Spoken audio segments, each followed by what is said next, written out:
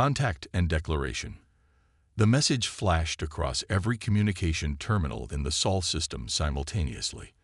Admiral Ilara Chen was reviewing colonization reports aboard the orbital station New Horizon when her neural interface pinged with the highest priority alert she'd seen in her 40 years of service. "Display message," she commanded, expecting news of a stellar anomaly or perhaps a colonization emergency. Instead, her holoscreen filled with alien text that shimmered before transforming into standard.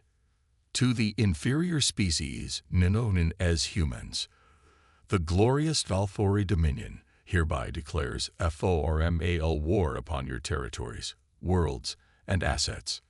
Prepare your defenses and ready your military forces.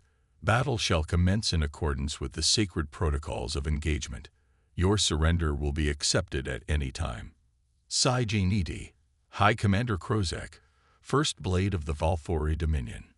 Ilara read the message twice, then did something that surprised even herself. She laughed. It began as a small chuckle and grew into full-throated laughter that echoed through her office. Her assistant, Thomas, rushed in with a concerned expression. "Admiral, is everything all right?" Ilara wiped tears from her eyes. "We've just received a declaration of war." "War?" Thomas repeated the word as if it were in a foreign language. "From whom?" "Someone called the Valfori Dominion. Ever heard of them?" Thomas shook his head. "Should I alert the council?" "Yes," Ilara said, regaining her composure. "And contact the archives. I want to know everything we have on these Valfori, though I suspect it's not much." Within hours, the Interplanetary Council convened virtually, representatives from Earth, Mars, the Jovian colonies, and 12 exoplanet settlements appearing as holograms in the circular chamber. Council President Omar Washington's normally serene face showed rare concern. "In the 3,000 years since the last conflict, humanity has encountered 17 alien civilizations," he began. "All have been peaceful exchanges. This is unprecedented." Dr. Suri Patel, head of Sinology, stepped forward. "The Valfori are unknown to us. Deep space probes detected unusual energy signatures from the direction of Barnard's star 6 months ago, but this is our first contact." "What do we know about them?" asked Counselor Zhen from Mars Colony. "Very little," Dr. Patel admitted. "Based on the message syntax and embedded data, they appear to be a highly hierarchical species with complex ritualistic traditions. Their technology is advanced, possibly slightly ahead of ours in some areas. And they want war." Counselor Mbiki from Europa asked, the word awkward in her mouth. "Actual conflict." The chamber fell silent. War was a concept humans studied in history classes. The last armed conflict between humans had ended nearly 3 millennia ago.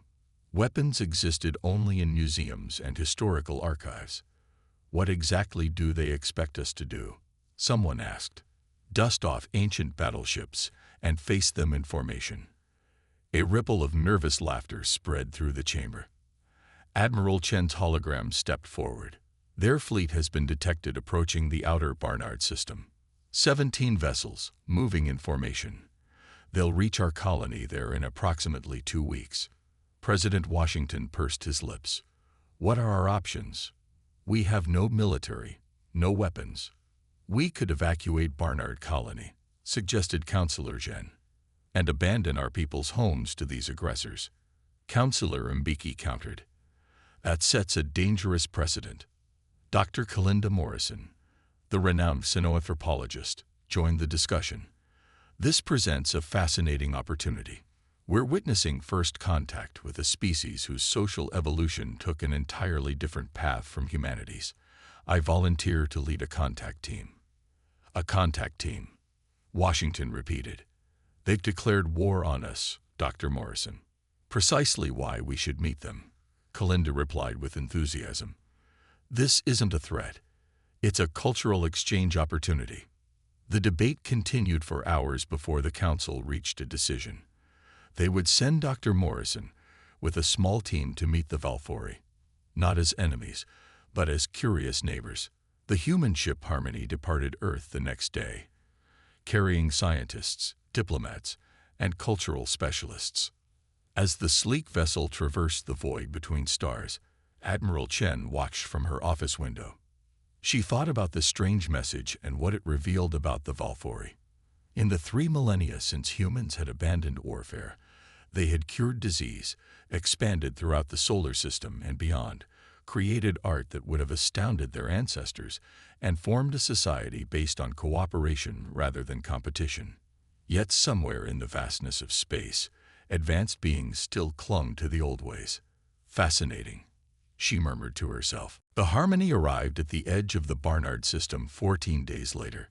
Dr. Kalinda Morrison stood on the observation deck, watching as stars shifted around them. Valfori fleet detected, announced the ship's eye. Formation approaching. 17 vessels of varying configurations. Kalinda felt excitement rather than fear. In her 30 years as a xenoanthropologist, she had studied 7 different alien cultures, but never one with warlike tendencies. This could be the most important discovery of her career. Visual contact established, said the eye. The view screen filled with images of angular vessels arranged in a precise arrowhead formation. Each ship gleamed with a metallic blue-green hue, adorned with symbols that likely represented battle honors or rank. "They're hailing us," reported Communications Officer Maya Rodriguez. "Accept transmission," Kalinda replied calmly. The screen shifted to show a being with iridescent scales covering its elongated head. 4 amber eyes blinked independently, and what appeared to be breathing apparatus enclosed its lower face. When it spoke, its voice rumbled deeply through the translator. "I am High Commander Krozak of the Valfori Dominion Battle Fleet. You have entered combat space. Identify yourselves." Kalinda stepped forward with a warm smile. "Greetings, High Commander. I am Dr. Kalinda Morrison of the United Human Concord. We come in response to your declaration. We are unarmed and wish to discuss matters peacefully." The alien's eyes blinked in sequence. "Unarmed? Where is your battle fleet? Our sensors detect only this single vessel." "We have no battle fleet, Commander," Kalinda explained. "Humans have not maintained military vessels for nearly 3,000 years. We've come to meet you and learn about your culture." A long silence followed. Krozak turned to speak with others off-screen, their conversation too quiet for the translator to catch. When he turned back, his posture had stiffened noticeably. "This is unacceptable. The sacred protocols require formal exchange of challenges, display of forces, and honorable combat. You mock our traditions." "No mockery is intended," Kalinda assured him. "Our cultures are different. We'd like to understand yours better. Would you permit us to dock with your vessel for face-to-face discussions?" After more off-screen consultation, Krozak responded, "Proceed to docking Bay 3. You will be escorted to the command chamber. No more than 4 representatives." The transmission ended abruptly. "Well," Maya said with a nervous laugh, "that went better than expected." 4 hours later, Kalinda led a small team aboard the Valfori flagship. The interior was austere. All functioned with minimal aesthetic consideration. Armed guards towered over the humans, their scales shifting colors as they moved. Kalinda noted everything: the hierarchical markings on uniforms, the ritualistic gestures between officers, the weapon designs that seemed as much ceremonial as functional. The command chamber was hexagonal, with a raised platform in the center where Krozak stood surrounded by officers. The walls displayed tactical maps of the star system, with human settlements marked in pulsing red. "You have violated our expansion territory," Krozak began without greeting. "For generations, the Barnard system has been designated as future Dominion space for the Valfori." Kalinda tilted her head. "Interesting. Humans have lived here for over 200 years. We were unaware of any prior claim." "The claim was registered in the Grand Archives on Valf Prime," stated Krozak, as if this explained everything. "I see," Kalinda nodded. "But we had no way of knowing about your archives, as we've never communicated before today." A lower-ranking Valfori approached Krozek. "High Commander, our scans confirm their vessel carries no weapons. In fact, we detect no weapons technologies in the entire system." "Impossible," Krozek hissed. "No species survives without defenses. We defend ourselves through cooperation and mutual aid," explained Kalinda. "We brought gifts to share our culture with you." She gestured to the containers her team had brought aboard. The Valfori watched with confusion as the humans unpacked holographic art, music crystals, and a small terrarium containing plants from Earth. "These are not weapons or surrender terms," Krozek said, confusion evident in his voice. "What game do you play, humans?" "No game," Kalinda replied. "We simply don't resolve conflicts through violence anymore. We found better ways centuries ago." "Then how do you establish dominance? How do you expand your territory?" asked another Valfori officer. "We don't need to dominate others, and we expand through peaceful settlement of uninhabited worlds," Kalinda explained. Krozak paced the platform, clearly agitated. "You speak nonsense. War is the natural state. It is how species evolve and improve." "Perhaps for some," Kalinda said, activating a hologram showing Earth's history, including its devastating final conflicts and subsequent renaissance. "But humans nearly destroyed ourselves through war before we changed." The Valfori watched in silence, some appearing fascinated, others disturbed. "You expect us to believe your species abandoned its nature?" Krozak finally asked. "We transformed our nature," Kalinda corrected. "We redirected our competitive drives toward creation rather than destruction. And if we destroy one of your worlds?" Krozak asked. "What then?" Kalinda met the commander's 4 eyes steadily. "We would mourn the loss and still seek peaceful resolution. Violence would only prove our path is the wiser one." The command chamber fell silent as the Valfori processed this response. It contradicted everything their culture had taught them about how the universe functioned. "You are either the wisest beings we have encountered," Krozek said finally, "or the most foolish. We must consider this situation. Return to your vessel." As Kalinda and her team departed, she knew the real work was just beginning. The Valfori hadn't abandoned their war. They simply didn't know how to proceed against an enemy who refused to fight back. Understanding and resolution. 3 days passed with no communication from the Valfori fleet. Dr. Kalinda Morrison and her team remained aboard the Harmony, sending regular messages offering further dialogue. Each message went unanswered. Meanwhile, news of the alien warships spread throughout human space, creating not fear but intense curiosity. The long peace had transformed humanity's relationship with danger. It was no longer something to flee from, but something to study with fascination. "Another 300 civilian vessels have entered the system," reported Maya, shaking her head in disbelief. "They're requesting permission to approach the Valfori fleet for observation." Kalinda sighed. "Tell them to maintain a safe distance. The Valfori might interpret their presence as hostile." "Hostile? They're mostly tourist ships and university research vessels," Maya replied. "One is carrying a children's educational program from Mars." Before Kalinda could respond, their communication system activated. Commander Krozek's face appeared on screen, his 4 eyes narrowed with what seemed like confusion. "Human representative," he said curtly, "the War Council has deliberated. Your refusal to engage in proper combat protocols cannot be tolerated. The Valfori Dominion will not be mocked." No mockery was intended. Kalinda began.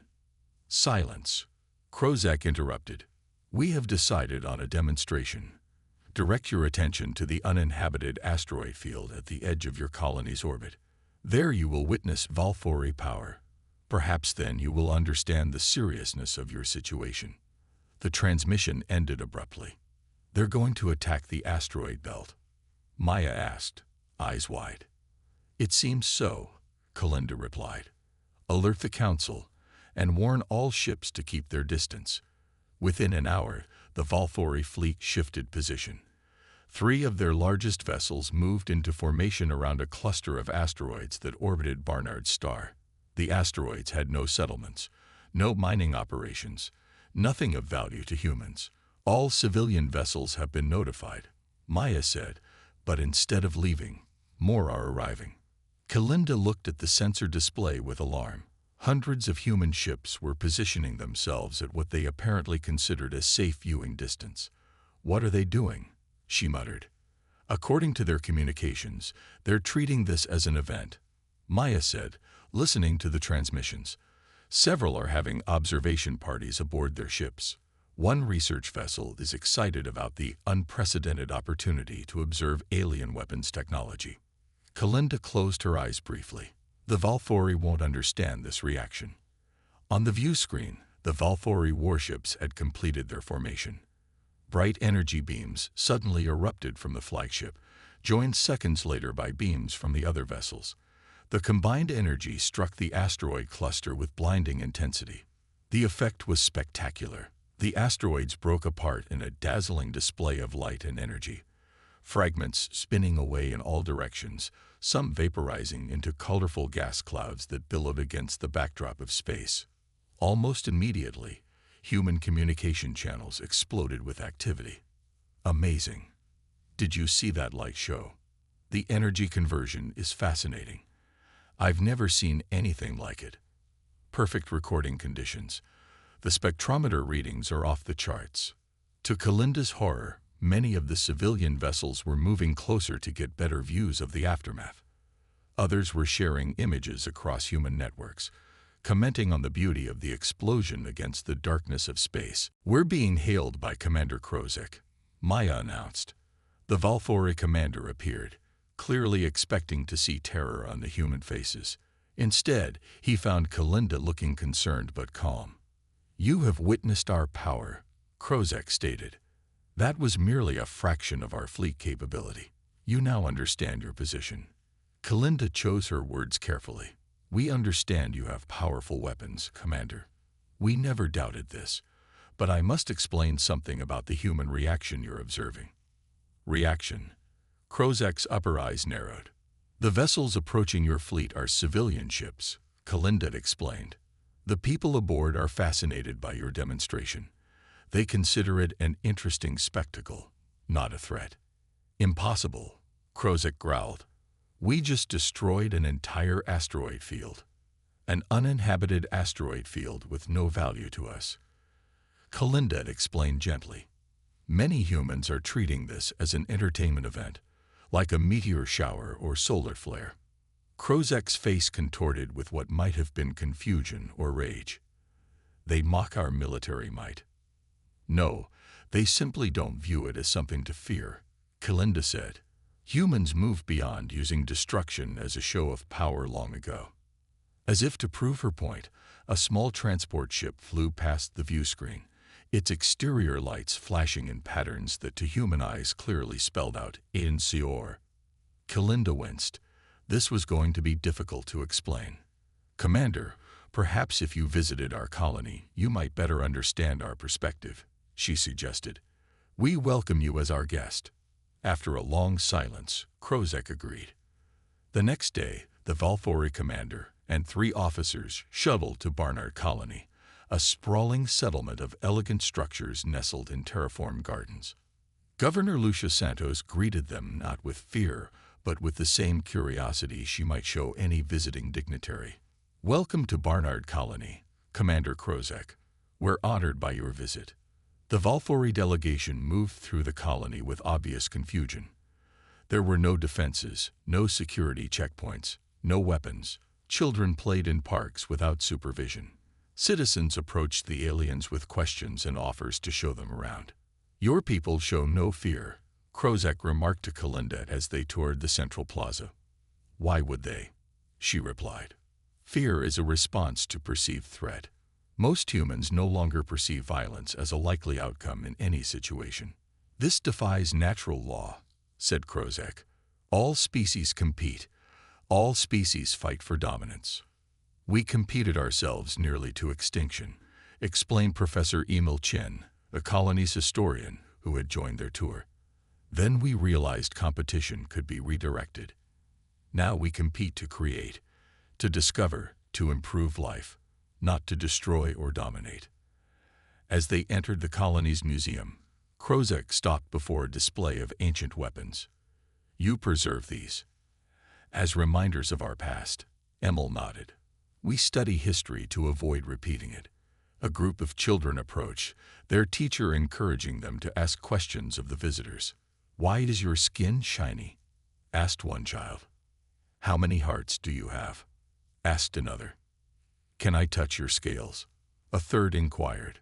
Not one child asked about weapons or expressed fear of the imposing aliens. The Valfori officers exchanged glances, clearly baffled by this reception. Later, in the governor's residence, Kalinda sensed an opportunity for deeper understanding. "Commander, may I ask why the Valfori declare war? What is the purpose?" Krozek seemed surprised by the question. "War is the sacred path to glory. Through combat, we determine who is worthy to control resources, territory, and the future. And if another species refuses combat." "It has never happened," Krozek admitted. "The sacred protocols have governed interspecies relations for thousands of cycles." Governor Santos leaned forward. "Perhaps the protocols need updating. You've encountered something new." "Impossible," said a Valfori officer. "The protocols are eternal." "Yet here we are," Kalinda pointed out gently. That evening, as the Valfori prepared to return to their ship, an unexpected event occurred. A meteor shower, a natural one, began in the skies above the colony. Residents poured into the streets to watch, their faces turned upward in wonder. "They celebrate destruction," Krozek asked, watching the humans. "They celebrate beauty," Kalinda corrected. "Humans have learned to find wonder in the universe without needing to control it." Something shifted in Krozek's posture. "Your species is unusual." "As is yours," Kalinda replied with a smile. 2 days later, the Valfori summoned Kalinda to their flagship. She found Krozek and what appeared to be a council of senior officers waiting for her. "We have studied your society," Krozek began. "Our scholars find no precedent for your development path. It contradicts all Valfori understanding of evolutionary progression. Different environments foster different adaptations," Kalinda suggested. "Perhaps," Krozek conceded. "We have reached a decision. The Valfori Dominion hereby withdraws its declaration of war against humanity." Kalinda inclined her head respectfully. "We accept your withdrawal and offer friendship in its place. However," Krozek continued, "the sacred protocols require formal resolution of all declarations. Since combat is impossible, we propose an alternative engagement." "What sort of engagement?" Kalinda asked cautiously. "A competition," Krozek said. "Not of destruction, but of creation. Our artisans against yours. Our scientists against yours. Our philosophers against yours." Kalinda's face broke into a broad smile. "Commander Krozek, you've just invented diplomacy." The creative engagement, as it came to be known, lasted 3 months.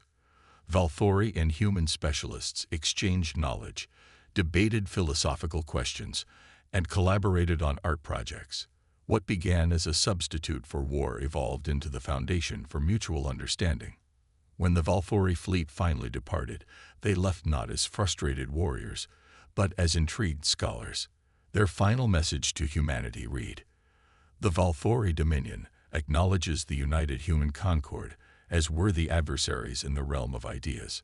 We shall return for the next engagement in 5 cycles." Admiral Ilara Chen was in her garden when the report reached her. She read it twice, then laughed softly to herself. "Problem solved by turning enemies into debate partners," she mused. "Our ancestors would be proud." As she watched butterflies dance between flowers, Ilara thought about the strange encounter. In the 3,000 years since humans had abandoned warfare, they had explored the stars, eliminated disease, and created art that would have astonished their ancestors. Now they had accomplished something even more remarkable. They had taught aliens to laugh.